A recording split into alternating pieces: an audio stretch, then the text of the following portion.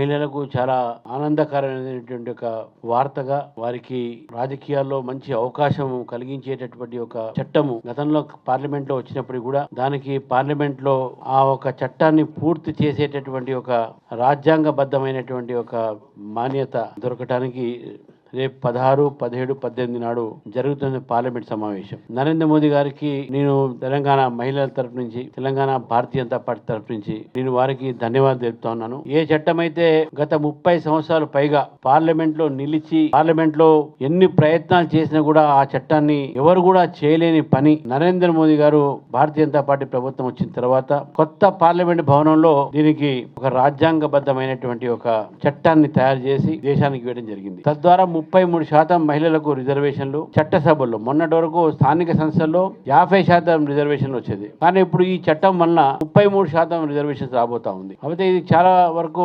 మహిళలకు ఒక మంచి అవకాశము. ఎందుకంటే సాధికారత ఏదైతే అంటాం మనం, ఉమెన్ ఎంపవర్మెంట్ కేవలం మాటలతో కాదు, వారికి అసలైన ఎంపవర్మెంట్ ఎప్పుడు వస్తుందంటే చట్టసభల్లో స్థానం వచ్చి మనం ఒక చట్టాన్ని మనం తయారు చేసేటప్పుడు వారి భాగస్వామ్యం అవుతుందో అప్పుడు మహిళా సాధికారత అనేది మనం చూడగలుగుతాం.